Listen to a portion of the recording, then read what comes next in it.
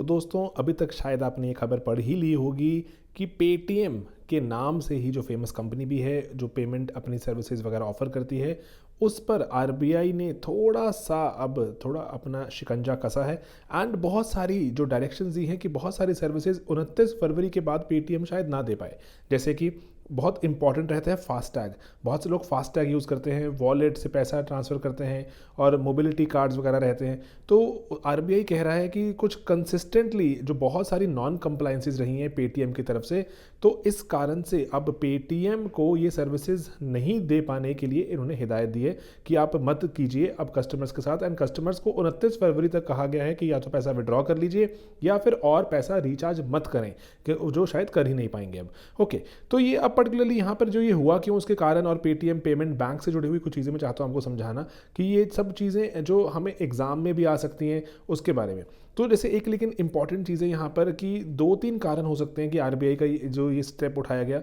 RBI ने पहले भी बैन लगा दिया था और आरबीआई ने पहले भी कहा था कि आप नए कस्टमर्स नहीं रख सकते। पेटीएम की कुछ वहाँ पर कमियाँ पाई गई थी, तो आरबीआई स्क्रूटनी करता रहता है टाइम एंड अगेन। तो केवाईसी कंप्लायंस और आईटी रिलेटेड इश्यूज ऐसे माना जा रहा है कि ये कारण है। एंड एक इशू और भी है कि जो चाइना की भी कुछ इन्वेस्टमेंट है एंट फाइनेंस की, अलीबाबा कंपनी आपने शायद नाम सुना होगा, तो एंट फाइनेंस का भी यहाँ पर जो 9-10% के आसपास स्टेक है, तो उसके कारण भी आरबीआई कहता है कि शायद कुछ कंप्लायंसेस में आपके इशू हैं। तो पेमेंट जो बैंक है पेटीएम का जिसके थ्रू आप पैसा ट्रांजैक्ट भी करते हैं यहाँ से वहाँ, तो वो वाले चीज़ों में कमियां पाई गई हैं बहुत सारी आरबीआई द्वारा। तो इस कारण से जो रेगुलेटरी जो ऑडिट किया गया तो उसमें कमियां थी, तो इसीलिए आरबीआई ने बोला कि रिपीटेडली हमने आपको वार्न किया एंड इसके कारण भी आप, इसके बावजूद भी आपने आगे कदम नहीं उठाए, तो अभी हम आपको जो बहुत सारी सर्विसेज जो देने से रोक रहे हैं। 29 फरवरी तक बहुत कुछ करना होगा। लेकिन यहाँ पर ना सवाल उठता है कि ना आपको जो एग्जाम में आ सकता है कि पेमेंट बैंक्स होते क्या है ना। पेमेंट बैंक्स जैसे आपने सुना होगा कि इवन भारतीय जो पोस्टल सर्विसेज ने पेमेंट बैंक चलाया, एयरटेल का पेमेंट बैंक है, पेटीएम तो बहुत ही फेमस एक पेमेंट बैंक है। तो ये आपको उधार नहीं दे सकते, है ना। They can not advance loans. ये इंपॉर्टेंट सवाल है, यूपीएससी अपने प्री में पूछ चुका है। पेमेंट बैंक्स पर यूपीएससी सवाल पूछता रहता है।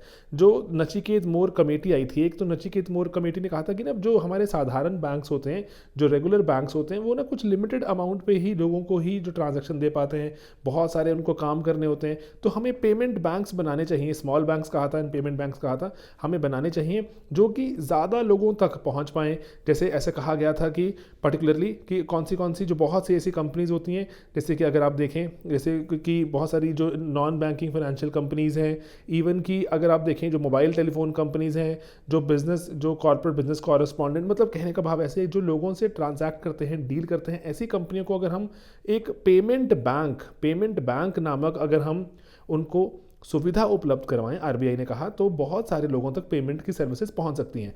जो हमारे देश में डिजिटल रेवोल्यूशन एटसेट्रा भी आप सुनते हैं जो चला, तो ये पेमेंट बैंक्स के चलते बहुत ज़्यादा घर घर तक हमारा सिस्टम पहुंचता चला गया, पैसे ट्रांजैक्ट करना आसान हो गया। तो इसीलिए पेमेंट बैंक्स के बारे में कुछ चीज़ें जान लेते हैं जो हमें एग्जाम में पूछी जा सकती हैं कि उधार नहीं दे सकते, है ना। उधार नहीं दे सकते, अगर दैट मीन्स सवाल पूछा गया था कि क्या ये क्रेडिट कार्ड इशू कर सकते हैं। अरे सर, क्रेडिट मतलब उधार का ही कार्ड होता है, तो नहीं इशू कर सकते, है ना, सिंपल था। तो डेबिट कार्ड कर सकते हैं, यस डेबिट कार्ड कर सकते हैं, डेबिट कार्ड कर सकते हैं। इसका मतलब कि आपका कुछ पैसा सेव होगा, उसी से ही पैसा डेबिट होता है। दैट मीन्स ये सेविंग्स को, हमारे सेविंग्स को एक्सेप्ट कर सकते हैं। तो ये पेमेंट बैंक्स में आप अपना पैसा जमा करा सकते हो। 1 लाख की लिमिट थी रिसेंटली ही, लेकिन ये लिमिट बढ़ाकर 2 लाख कर दी गई थी कि पेमेंट बैंक्स में आप अपने 2 लाख रुपए रख सकते हैं, ठीक है। और नचिकेत मोर कमेटी ने कहा था, रिकमेंड किया था, सवाल पूछा जा सकता है ज़्यादा से ज़्यादा लोगों को हम फाइनेंशियली ताकि छू पाएँ, इंक्लूड कर पाएँ, उसके लिए कहा गया था। लेकिन कस्टमर अवेयरनेस और बहुत सारे लोगों को कि इसको क्यों यूज़ करें, एग्जिस्टिंग जो ऐप्स थी आपकी एसबीआई, एचडीएफसी, आईसीआईसीआई, उन्होंने भी ये सुविधाएं उपलब्ध करवानी शुरू कर दी, तो जो बहुत से लोग उधर भी चले गए। तो इसीलिए पेमेंट बैंक्स इतना कोई बहुत जो बड़ा बिजनेस नहीं उठा पाए। ओके, सवाल पूछा गया यूपीएससी में कि कौन से कानून लागू होते हैं पेमेंट बैंक्स पर। तो कंपनियों के जैसे ही बनना पड़ता है। जैसे पेटीएम की जो बैंक का नाम है, जो उसका नाम है पेटीएम पेमेंट बैंक, है ना, पेटीएम पीपी जो एंड लिमिटेड, है ना, जो पेटीएम पेमेंट बैंक लिमिटेड, तो ये पब्लिक लिमिटेड कंपनी है, तो कंपनीज एक्ट लागू होगा, बैंकिंग की रेगुलेशन भी लागू होती हैं, आरबीआई भी एक्ट लागू होता है, फॉरेन एक्सचेंज भी लागू होता है और सेटलमेंट सिस्टम का एक्ट भी लागू होता है। अब यहाँ पर इंपॉर्टेंट चीज़ है, ये भी सवाल पूछा जा चुका है एक और एग्जाम में, कि इनको एसएलआर स्टैट्यूटरी लिक्विडिटी रेशियो रखनी होती है, सीआरआर भी रखनी होती है, जो हमारे आम बैंक्स को रखनी होती है। एक फ़र्क ध्यान रखना कि जो इनका एसएलआर है वो 75% है, जो हमारे नॉर्मल जो बैंक्स होते हैं उनका 18-20% के आसपास कुछ रहता है अभी, तो इनका 75% है ना, ये बात का ध्यान रखना। 75% इनको एसएलआर रखना पड़ता है पेमेंट बैंक को, ये बड़ी चीज़ है। और किसमें, वो भी जैसे किसमें, सरकारी सिक्योरिटीज़ में ही रखना पड़ता है। 25% जो बाकी किसी और बैंक्स वगैरह की जो कमर्शियल बैंक्स हैं उनकी सिक्योरिटीज़ में डिपॉजिट में लगा सकते हैं, लेकिन 75% एसएलआर जाता है सरकार में। ओके, तो ये एक इंपॉर्टेंट चीज़ रहती है। तो इसलिए यहाँ पर जो इसको कि can issue debit cards but not credit cards, है ना, एनआरआई डिपॉजिट एक्सेप्ट नहीं कर सकते, ये एक और सवाल बन सकता है। एंड जो पैसा किसमें, जो गवर्नमेंट सिक्योरिटीज़ में ही लगा सकते हैं एसएलआर में 75% अपना पूरा पैसा, जो आप और मैं अगर जमा कराते हैं, इनमें अगर रखते हैं, तो ये पैसा कहाँ पे जमा कर, इनको जो आपने, मैंने, एटसेट्रा ने, बहुत लोगों ने जमा कराया पैसा, तो लाखों करोड़ रुपए जो इनके पास जमा हो जाएगा उसको इनको सरकारी सिक्योरिटीज़ में ही लगाना पड़ता है 75%। ठीक है, तो इनको बहुत सी कंपनियां पेमेंट बैंक चला सकती हैं, लाइसेंस के लिए अप्लाई कर सकती हैं, जिसमें से मोबाइल टेलीफोन कंपनीज में एयरटेल के पास भी पेमेंट बैंक है।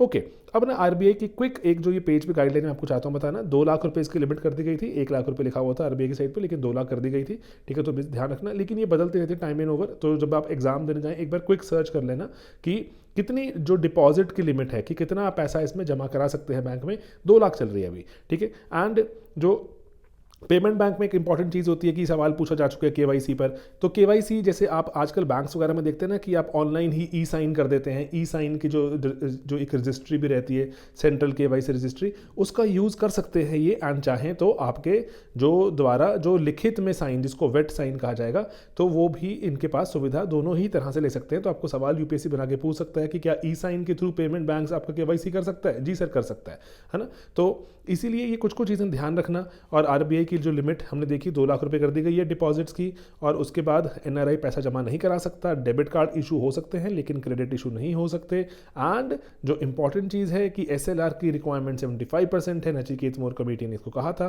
Small bank and payment bank बनाने के लिए पेमेंट बैंक बनते चले गए। पेटीएम पर रिसेंटली एक्शन लिया गया, एक इंपॉर्टेंट चीज़ थी, और ये हमारे जो आने वाले पेमेंट बैंक्स के लिए भी एक लेसन हो सकता है कि किस तरह से बिजनेस करें, कैसे ना करें। ऐसे और भी इंपॉर्टेंट आर्टिकल्स जो बाकी जगह पे मिस हो जाते हैं, इतना डिटेल में कवर नहीं होते, मैं कोशिश कर रहा हूँ और हम यहाँ पे टीम कोशिश कर रही है कि आपको ऐसे आर्टिकल्स डिटेल में दें ताकि एग्जाम पर्सपेक्टिव से और बेहतर कवरेज हो, जो ऐसे अदरवाइज अपनी क्लासेस वगैरह में तो चलता रहता है, लेकिन स्टिल जो यूट्यूब पे फॉलो करते हैं उनका भी फायदा हो। ठीक है दोस्तों, चलिए मिलेंगे अपने अगले लेक्चर्स में। Bye bye, take care.